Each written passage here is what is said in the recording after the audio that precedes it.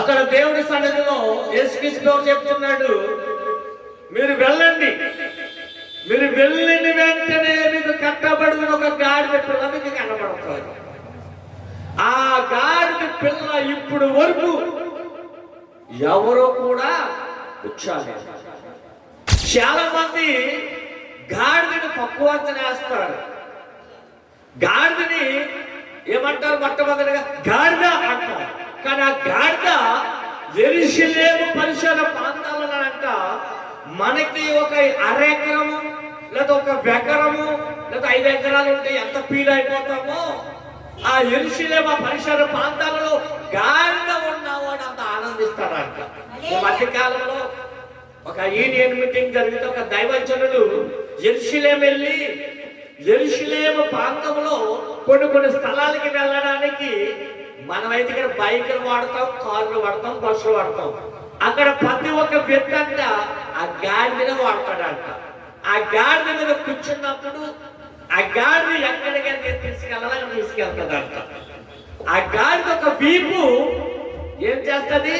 బలువుని మోస్తాడు.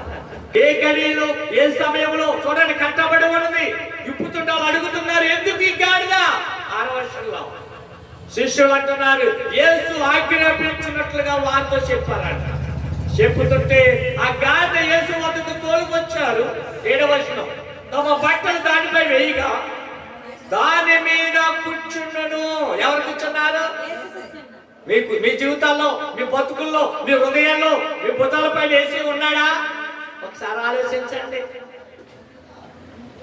చూడాలి. చాలా మంది క్రైస్తవులు, అలా చాలా మంది క్రైస్తవులని పేరు ఉంది కానీ వీళ్ళలో, వీళ్ళ బతుకుల్లో, వీళ్ళ జీవితాలలో ఎవరు లేరమ్మా?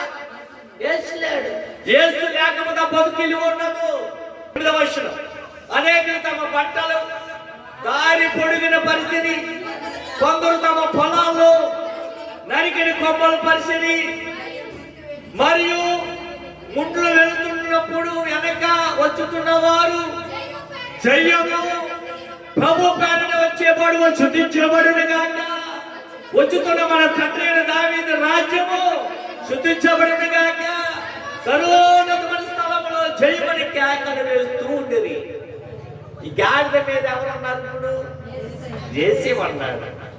ఈ గాడిద మీద ఒకవేళ యేసు లేకపోతే ఏంటి దీని పరిస్థితి? ఎక్కడ ఉంది? కట్టబడి ఉంది. మీరు చాలా మంది కట్టల్లో ఉన్నారు, కట్టబడి ఉన్నారు. రకరకాలుగా కట్టులు కట్టే ఉన్నాయి. ఆ కట్టులు తెగాలంటే నువ్వు దేవుడికి నీ ఈపు ఇవ్వాలి, నీ భుజం ఇవ్వాలి, నీ హృదయం ఇవ్వాలి.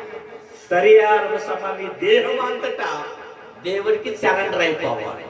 ఎవరు అవుతున్నారండి? ఎవరు అవుతున్నారు చెప్పండి? టైం యేసుక్రీస్తుకోవాలంట. పెద్దల కాడే మార్కు సువార్త 1:15 పెద్దల కాడే ఇక చీకటి ఉండగానే ఆయన తండ్రితో మాట్లాడడానికి వెళ్ళేవాడు.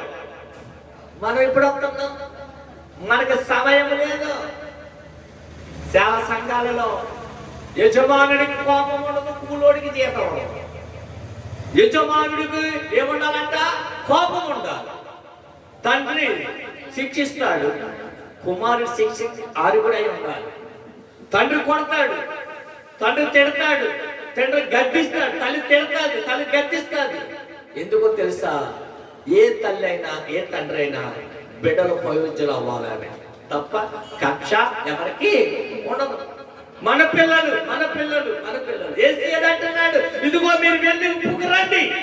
ఉప్పుకొచ్చిన వెంటనేనంట గాడిద మీద వస్త్రాలు వేశారు, దారికి మార్గం వేశారు. వెళుతుంటేనంట అక్కడ ప్రభు పేరున వచ్చేవాడు శుద్ధి పొందును గాక, శుద్ధించబడును గాక. మన తండ్రి అయిన దావీదు రాజ్యము శుద్ధి పొందును గాక. సర్వోన్నతమైన స్థలములో జయము. లోకాలు 2:14 అంటాడు, సర్వోన్నతమైన స్థలములో దేవుడికి మహిమయు, భూమి మీద ఇష్టమైన మనుషులకి సమాధానం కలిగిన గాక. ఇవాళ మీ జీవితాల్లో వేసి లేడమో మీ భుజాల మీద, మీ వీపి మీద. ఈరోజు దేవుడిని అడగండి, అయ్యా ఆ గాడిద మీకు ఎలా ఉపకారం పడ్డాను, ఆ గాడిద మీరు ఎలా మోస్తుందో, ఆ గాడిద మిమ్మల్ని ఎలాగైతే మాట విందో, ఆ గాడిద వలె అటువంటి స్వభావం నాకు దయచే. గాడిద తక్కువ అంచనేకండి గాడిదని. గాడిద చాలా విలువైంది. చాలా మంది గాడిద ఎలా అంటారు. ఆ గాడిదండి ఏంటో తెలుసా? యెరూషలేము పరిసర ప్రాంతంలో ప్రతి ఇంట గాడిద కట్ట ఉంటాయండి ఇప్పుడు కూడా. ఆ దైవజనుడు చెప్తున్నా నాకు ఆశ్చర్యపోయాను. అప్పుడు అనుకున్నాను ఆ గాడిద నేనయ్యాను. వేసిని పోతున్నాను అనేక ప్రాంతాలకి, గ్రామాలకి, అనేక కుటుంబాలకు పోతున్నాను. కానీ చేర్చుకునే వారు కొంతమంది. ఆ చేర్చుకుంటే ఏమన్నాడు తెలుసా? ఎవరైతే నా నామం పేట ఏ గుహానికైతే వస్తారో వాళ్ళు చేర్చుకుంటానంట. ఇంటికి సమాధానం, చేర్చుకోకపోతే అసమాధానం. మన సమాధానం దైవజనుడికి వచ్చేస్తారు.